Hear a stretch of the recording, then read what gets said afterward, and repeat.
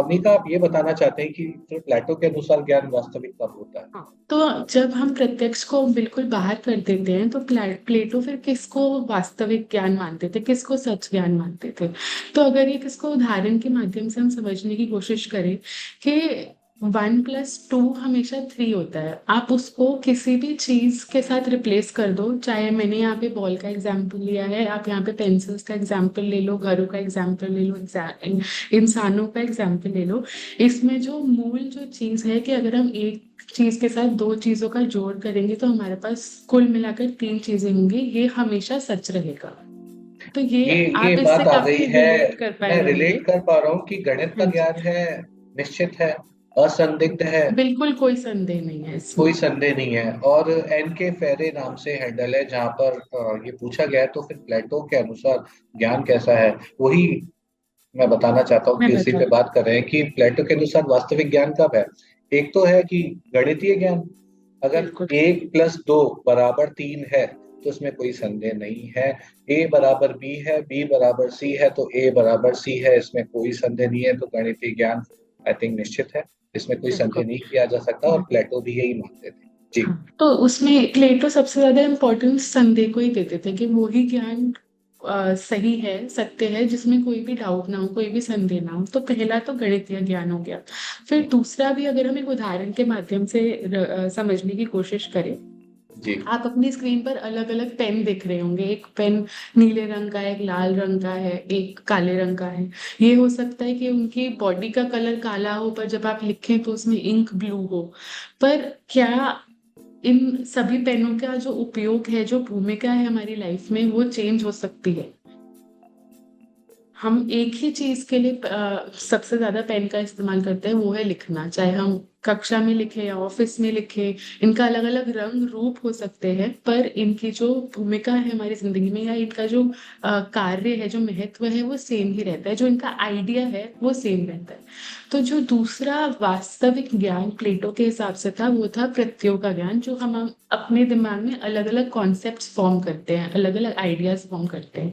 जैसे अगर किसी भी आप जानवर का एग्जाम्पल ले लें, तो अगर कोई जानवर है जो भाव भाव करता है और उसकी 4 टांगों पे चलता है और अक्सर आपको बाहर सड़कों पर दिखता है, अब चाहे उसका कोई भी रंग क्यों ना हो, सफेद हो, काला हो, ब्राउन कलर का हो, मोटा हो, पतला हो, वो डॉग ही रहेगा, वो कुत्ता ही रहेगा।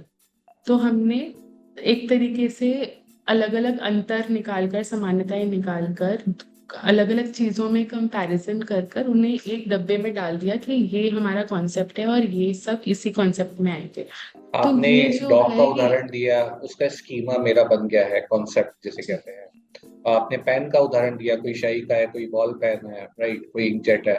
तो जो मेरा प्रत्ययों का ज्ञान है, जो मेरा कॉन्सेप्ट फॉर्म हो गया है उस पर्टिकुलर को, तो वो आप ये बोल रहे हैं कि डायरेक्ट इंद्रियों से तो मैं पेन को छू सकता हूँ, महसूस कर सकता हूँ, लेकिन कॉन्सेप्ट डेवलप होना इसे वो सिर्फ जो आप अपनी बुद्धि से कर सकते हैं। बुद्धि से कर सकते हैं, ये काफी इंपॉर्टेंट है सिर्फ बुद्धि रियली। से कर सकते हैं। अगर आप अपना किसी चीज को अवलोकन करके, उस पे लॉजिकल थिंकिंग करके, तर्क लगाकर ही आप जब किसी चीज पर पहुंचते हैं, तभी उसी ज्ञान को प्लेटो मानते हैं कि वो वाक्य में ज्ञान है। और बाकी सभी, चाहे वो इंद्रियों से हो या किसी भी और चीजों से हो, वो उस ज्ञान को वास्तविक ज्ञान नहीं मानते। आप सही कह रही है, सेम अप्लाइड फॉर टेबल। ये जो टेबल पे मैं बैठा हूँ, इसकी कठोरता मैं महसूस कर सकता हूँ, इसका चिकनापन मैं महसूस कर सकता हूँ, ये कितनी खुरदरी है ये महसूस कर सकता हूँ, लेकिन टेबल एज ए कंसेप्ट शायद मेरा जो अंतर मन है, जो बुद्धि है, आई थिंक वो उसको बनाने में वो बना रही है, तो वो ज्ञान की कैटेगरी में आएगा इस पर प्लेटो। हाँ, और संदेह की गुंजाइश नहीं है, ये ज्ञान निश्चित है और बदलता नहीं है। शुद्ध बुद्धि से प्राप्त होने वाला ज्ञान इज डेफिनेशन इज लाइक कि जो प्रिंसिपल है जो प्लेटो फॉलो कर रहा है। तो जी प्लेटो के अभी। अनुसार हम कंक्लूड करते हैं और आगे बढ़ते हैं कि प्लेटो के अनुसार वास्तविक ज्ञान वही है, जैसे मैंने आप लोगों से भी बोला, जो हम शुद्ध बुद्धि से प्राप्त करते हैं, जिसमें हम अंतर, समानताएं या विभिन्नताएं ऑब्जर्व करते हैं, उनका अवलोकन करते हैं और फिर उनको डिडक्ट करते हैं कि हमने क्या समझा और एक कॉन्सेप्ट फॉर्म करते हैं। तो उसी को वो ज्ञान मानते हैं। उसके इंटरेस्टिंग अलावा है आई वो थिंक। हाँ। जी जी पर जी। इसमें एक इम्पॉर्टेंट चीज मैं यहाँ पे रखना चाहूंगी कि ये इसमें तर्क का ज्यादा महत्व रखता है। ऐसा हो सकता है कि हमने किसी चीज का अवलोकन किया पर हमने उस पर तर्क लगाया नहीं, तो हमारी कोई समझ नहीं बनी, तो वो ज्ञान नहीं माना जाएगा नहीं प्लेटो मान के अनुसार। जाएगा।